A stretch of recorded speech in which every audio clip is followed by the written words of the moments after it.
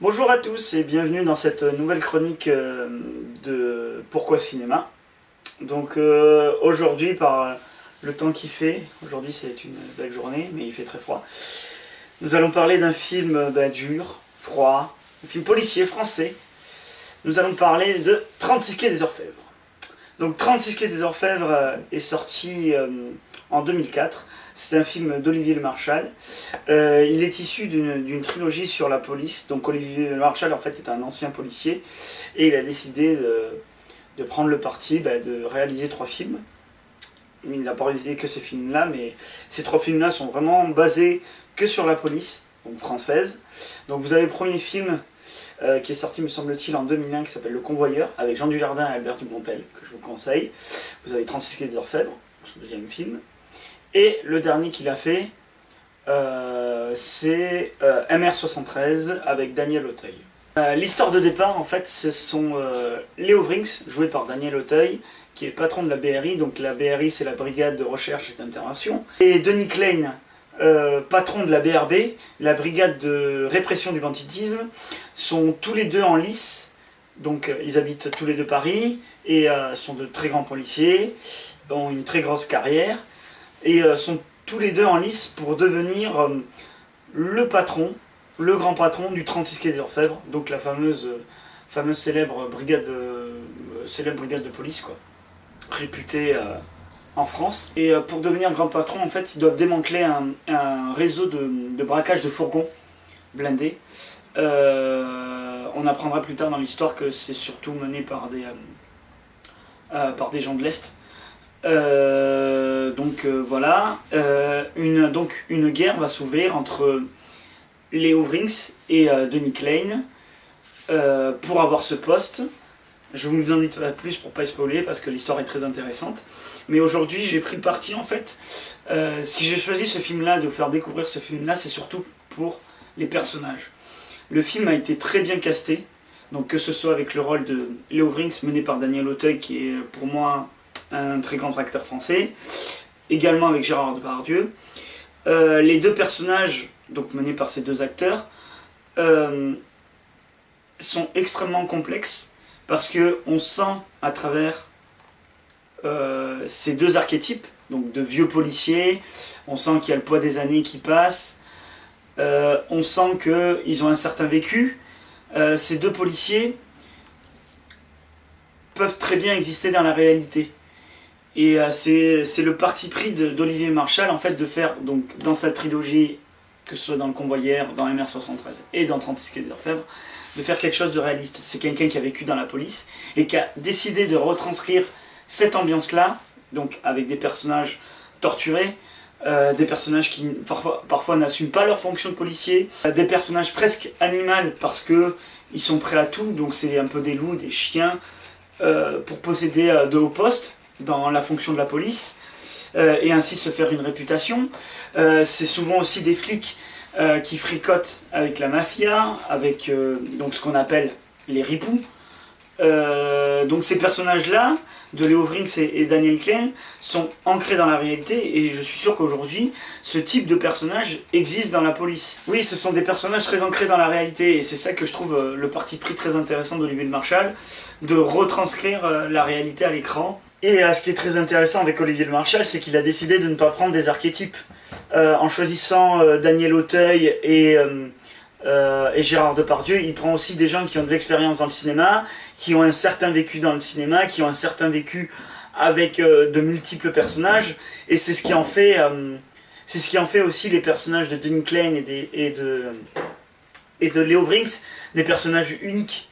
A noter aussi que le rôle de Robert Mancini, joué par André Dussolier, est aussi dans ce type-là de personnages non archétypes, qui n'est pas issu de certains codes de personnages. Et le casting pour moi est quand même exceptionnel et limite parfait, quoi. Parce que chaque personnage a son histoire, chaque personnage a ses enjeux aussi dans le film. On va parler de la vengeance avec Léo Vrinx et on va parler aussi de la humanité pour Denis Klein. C'est-à-dire que pour moi, Denis Klein est l'incarnation du loup pour essayer d'aboutir à être, entre guillemets, au niveau de la police, le chef de la meute. L'ambiance aussi du film, donc à travers ces personnages, les cadrages utilisés, on a des scènes d'action très très bien foutues, notamment la scène d'action qui se passe à un moment donné dans une usine désaffectée, où il y a une tension qui se crée avec le personnage de Denny Klein, avec l'utilisation des talkie-walkie, des cuts très rapides, et finalement une scène de fusillade assez mémorable qui est digne un peu aussi de ce qu'a fait Michael Mann dans Hit, avec Al Pacino et Robert De Niro, sorti en 1996. Celui-là aussi, je vous le conseille. Ce qui me permet d'ailleurs de faire un lien entre Hit et Francisque des Orfèvres. Pour moi, Francisque des Orfèvres est un peu le Hit français, parce que pour moi, il y a deux poids lourds du cinéma, comme dans Hit, où c'est Al Pacino et Robert De Niro. Donc deux poids lourds du cinéma français, avec Gérard Depardieu et Daniel Auteuil. Donc il y a un parallèle assez fort, on voit que l'inspiration est là. Il y a aussi des inspirations de faits réels. Il faut savoir que 36 Quai des Orfèvres s'inspire en fait d'une guerre des polices qu'il y a eu à la fin des années 80, où on a démantelé un gang de ripoux qui fricotait un peu avec d'autres gangs, avec le gang des postiches, un gang de ripoux au sein de la police. Des gens ont été condamnés, et d'ailleurs un des ripoux, il me semble que c'est Robert Loiseau, me semble-t-il, qui s'appelle, a participé à la création du film. Il a été coproducteur. Donc ce qui démontre vraiment que les gens qui ont fait ce film ont voulu rendre la chose la plus réaliste possible, et de montrer ce qui se passe parfois. Donc ça peut faire peur aussi de voir qu'il y a des ripoux dans la police, etc. Parce que la police, normalement, c'est le sentiment de droiture, etc. Sauver la veuve et l'orphelin. Et là, on se rend compte que c'est pas forcément ça, quoi. Donc il y a vraiment un parti pris réaliste qui est très intéressant pour moi. Donc c'est ce qui est intéressant dans ce parti pris réaliste.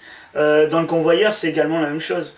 On sent que, par exemple, Albert Dupontel, qui va rentrer dans le monde des convoyeurs, ne connaît pas du tout ce monde, et il est pris dans un engrenage aussi, aidé par le fait que Jean Dujardin connaisse le métier aussi. Donc je vous conseille de voir ce film. C'est des films très violents, durs, froids, et je pense que ça représente le monde de la police tel qu'il est aujourd'hui. Alors le film est peut-être sorti il y a 10 ans, mais je pense que c'est encore le cas aujourd'hui, et Olivier Lemarchal le prouve aussi avec sa série Braco, qui réalise aussi. Il montre un monde assez froid, où il n'y a pas de place pour les faibles, d'une certaine façon, où il faut savoir s'imposer. Encore une fois, ce sont des sections assez spéciales, puisque c'est la BRB et la BRI, donc c'est des brigades à la fois contre le banditisme, donc avec un monde très dur, ils sont confrontés à des choses très très dures, donc forcément c'est des sections un peu spéciales. Je ne pense pas que dans un policier de campagne, ça se passe de la même façon, ou peut-être, je ne sais pas. Donc j'ai décidé aujourd'hui de me caler uniquement sur les personnages, parce que d'habitude je me calais sur le scénario pour essayer de le traiter, etc. Mais je trouvais que là, ce qui était le plus intéressant dans ce film, le parti pris artistique de ce film, c'est d'avoir des personnages réels, des personnages ancrés dans la réalité, des personnages, d'une certaine façon, qui vous font ressentir des choses aussi. Il y a une très grosse catharsis dans ce film. Le personnage de Daniel Auteuil est très tourmenté, et a toujours le cul entre deux chaises, quoi. Et il est amené à faire des choix. Et c'est là où sont les enjeux les plus importants du film, quoi. Je pense que le film est porté par ces personnages. C'est tout pour aujourd'hui. J'espère que la chronique vous aura plu. Commentez, likez si vous aimez. Abonnez-vous à la chaîne aussi, c'est important pour faire vivre la chaîne, etc.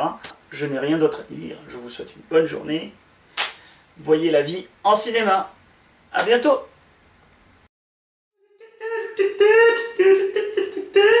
Voilà.